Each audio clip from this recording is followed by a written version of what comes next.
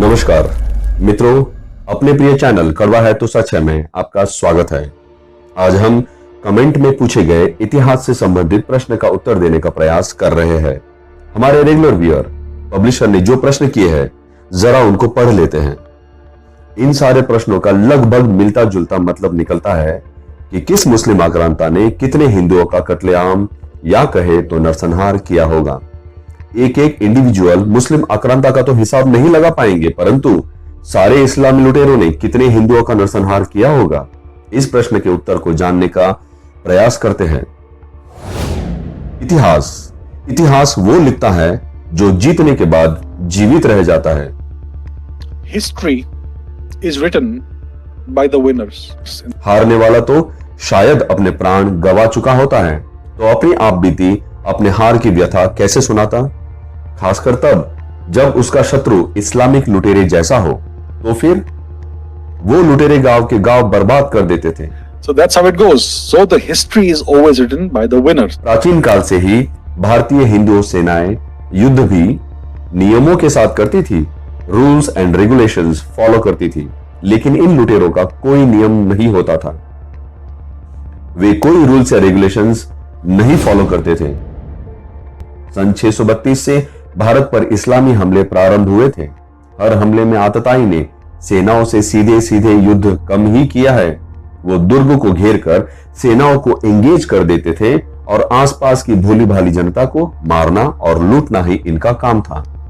जो हाथ लगता उसको जला देते, गांव के गांव खत्म हो जाते, नगर के नगर बर्बाद हो जाते। 711 के पहले अरबियों ने भारत पर 13 बार लूट के असफल अभियान चलाए थे। मोहम्मद बिन कासिम का हमला 14वां था और तब तक का सबसे सफल हमला था। कितने हिंदू पुरुषों का कत्लेआम किया, इसका हिसाब करना मुश्किल है। मूलस्थान नगर का पूरी तरह से विनाश हो गया था। मूलस्थान नगर उस वक्त का सबसे मुख्य स्थान हुआ करता था, व्यापारिक स्थान हुआ करता था। कासिम ने 30,000 से भी अधिक स्त्रियों को बंदी बनाया और उनको दमिश्क भेजा गुलाम बनाकर बेचने के लिए, और यहीं से दुनिया भर के गुलाम बाजारों में बिकने वाले मनुष्यों की संख्या बढ़ने लगी थी। भारत में कभी गुलाम व्यवस्था नहीं रही थी। इसका प्रमाण आपको ग्रीक इतिहासकार मेगास्थनीज की पुस्तक इंडिका में मिलेगा, जिसमें मेगास्थनीज ने भारत में गुलाम प्रथा नहीं होने के बारे में साफ साफ लिखा है। कासिम के हमलों का प्रतिकार किया बप्पा रावल ने। बप्पा रावल का ऐसा पराक्रम चला कि उन्होंने सारे प्रदेशों को मुस्लिम कब्जे से मुक्त करवा लिया और मुस्लिम सेनाओं को अरब देशों तक खदेड़ दिया। अरब देश से भारत को आते पूरे मार्ग में चौकियां बनवाई गई, सुदृढ़ दुर्ग बनवाए गए। ये व्यवस्था इतनी सुदृढ़ थी कि अगले 300 वर्षों तक किसी भी अरब शासक ने भारत की तरफ टेढ़ी नजर करने का साहस नहीं किया। समय बीतता गया और यह व्यवस्था कमजोर होती गई और सन 995 में गजनी के महमूद ने फिर से भारत पर अपनी गंदी नजर गाड़ दी। भारत की धन संपदा पर उसकी नजर थी। सन 1000 में महमूद की मुलाकात उस समय के खलीफा से हुई और उसी के प्रभाव में आकर महमूद गजनी ने हर वर्ष हिंदुओं के खिलाफ जिहाद करने की कसम खाई। और उसके बाद आए हर इस्लामी लुटेरे ने गजनी का अनुसरण ही किया। भारत की भूमि को लहूलुहान करके एक एक दिन में लाखों हिंदुओं का कत्लेआम करके उतनी ही स्त्रियों को अरब और दूसरे मुल्कों में बेच दिया जाता था। जिस रास्ते ये जिहाद करने निकलते, उस रास्ते में जो भी गांव मिलता, हर ग्राम हर नगर को निर्जन कर देते थे। युद्ध में जीतने पर तो जीत की खुशी में लूट मचाते और हार जाने पर भी लौटते समय आसपास के गांवों को लूट कर बर्बाद कर देते थे या उन गांवों को मिटा देते थे। लोगों का जबरदस्ती धर्मांतरण करना भी इनका एक कार्य था। भारत में इस्लाम तलवार के साये में फैला है, ये सीधे सीधे जिहाद का शिकार हुए लोगों की जानकारी थी। लेकिन मध्यकालीन इतिहास की रचना तो इन इस्लामी इतिहासकारों द्वारा हुई है।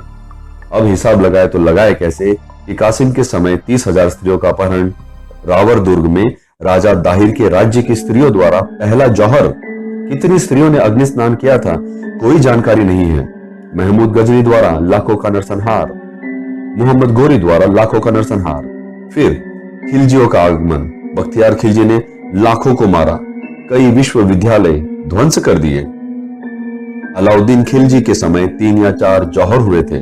चित्तौड़ की महारानी पद्मिनी का जौहर भी उन्हीं में से एक था। और दूसरा एक इसके पीछे एक मनोवैज्ञानिक कारण था, जो साका जौहर है, वो पूरा चैप्टर आप जब पढ़ेंगे तो आपके रक्त के आंसू आएंगे। सबसे क्रूर समय था तैमूर का दिल्ली पर आक्रमण।